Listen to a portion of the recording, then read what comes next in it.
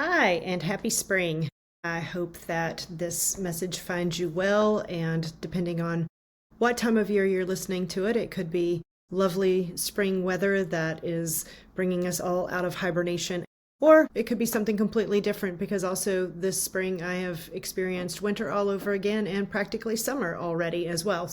But in general, I'm speaking to you from the perspective of thinking about spring and thinking about how this time of year for high school students is really exciting and they're full of energy and they are also ready for the year to be over. And no matter what grade level we're talking about, having worked in schools for many, many years, I can remember getting to spring break often thinking it couldn't get here fast enough. And then when it did arrive and we had to go back, I can also remember thinking their behavior is all over the place at this point.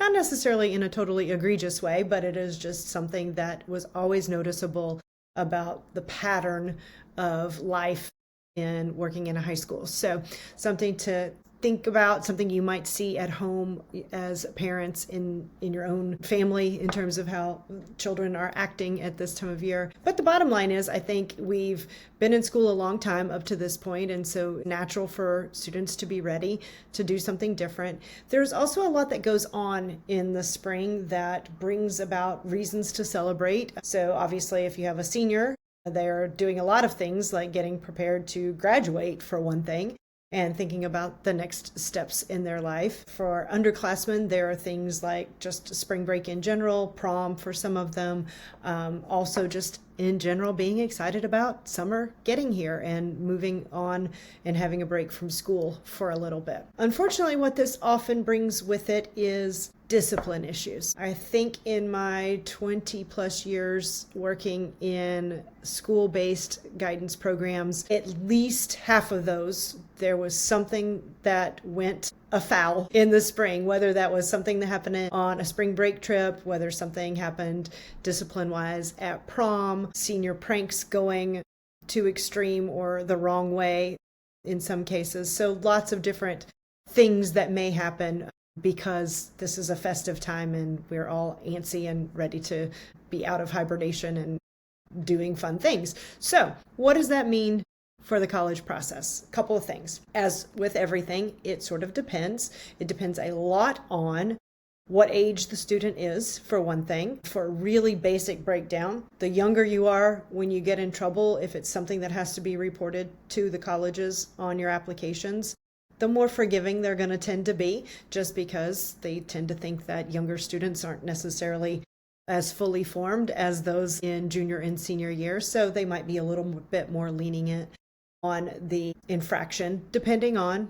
how severe the infraction actually is. And so there's obviously a wide range. There is also a difference between discipline, behavior type issues, and academic misconduct. So again, starting there, bottom line is the younger you are when it happens, usually the more forgiving a college will be about it. If you're getting to second semester of your senior year, however, and you're making some kind of mistake like that, they might not be as lenient because they are expecting you to be more solid in your thinking and thinking about consequences that might come from certain actions along the way. Now, obviously, we're still talking about teenagers, so there's still a wide range in terms of how fully developed those brains are and what decisions they're making.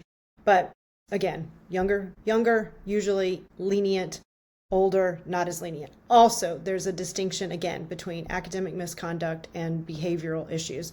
Academic misconduct, especially late in high school years, is going to be taken much more seriously by colleges than something that happens, even sometimes mistakes, even sometimes misuse of AI, things like that that are just not taught yet or that the students haven't quite grasped, especially in 9th or 10th grade, that might be seen as just a quick mistake that they're learning from or have learned from and have moved on from, especially if there's no repeat offense. That's a whole nother ball of wax if you are talking about a pattern of behavior. But we're going to, for the purpose of this conversation, assume that we're talking about sort of one-off things that happen. So you may also be sitting there as a parent going, well, what does something happening on spring break have to do with college applications? It may not. And that's where how your school handles these kinds of things is also important to know. Things that happen off campus in many cases are not part of the discipline record for high school unless there's some kind of police involvement or something like that. But there can be. So you just need to know kind of how your school also approaches those kinds of things if you find yourself in this situation with a child who has done something that is being discussed and talked about at the school level. Certainly something related to an incident like at a campus event, like a prom or some type of sporting event or something like that, that does have more school connection, obviously. And so a report from the school counselor in the college application process may very well be part of that process. So important to know that too. Important to understand if you find yourself in this situation, what are the reporting guidelines that each high school has? The other thing that is really important that is always a question that we have to contend with is what do the colleges want to know? And that is different depending upon each school. Again, if you follow me for any amount of time, you know that this process is not one size cookie cutter fits all. So you have to know what different colleges are asking. So I wanted to share a couple of examples with you. So on one application, there's this question that says, have you ever been found responsible for a disciplinary violation at any educational institution you have attended from ninth grade or the equivalent forward related to behavioral misconduct that resulted in your suspension, probation, or expulsion from the school? There's another college that asks almost that identical question, but only wonders if it resulted in long-term suspension, 10 or more consecutive days, or expulsion or dismissal from the school. So in the second example, if you were suspended, for example, for 2 days or had an in-school suspension, that would not be required to be shared in this particular context. If it is a long-term suspension or expulsion or dismissal, then the school wants to know about it. So again, it varies a bit from school to school when it comes to that. There is another school that also very explicitly on their application says and asks a student to sign off on this.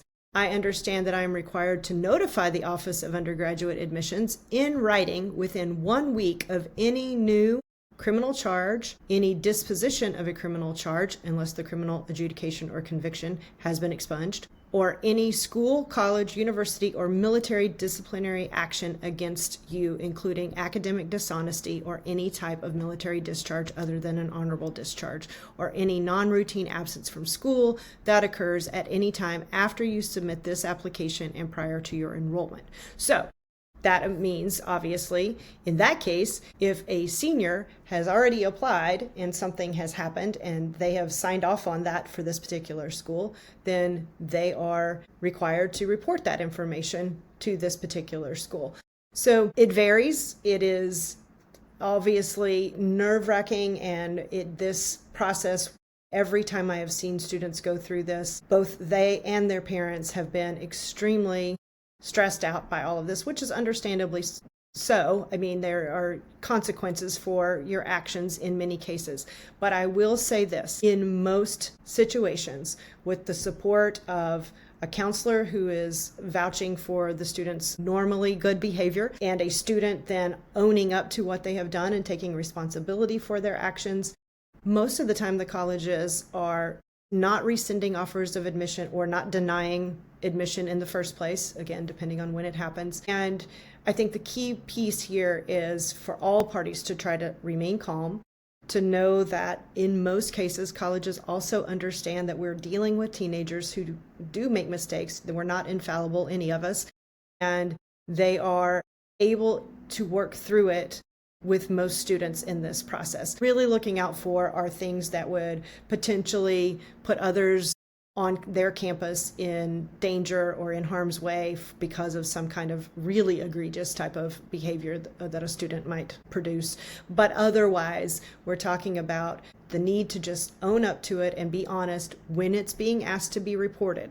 And I think that's also a big mistake that I see families try to make. And I say families because parents get involved in this all the time and want to protect their children, which I understand.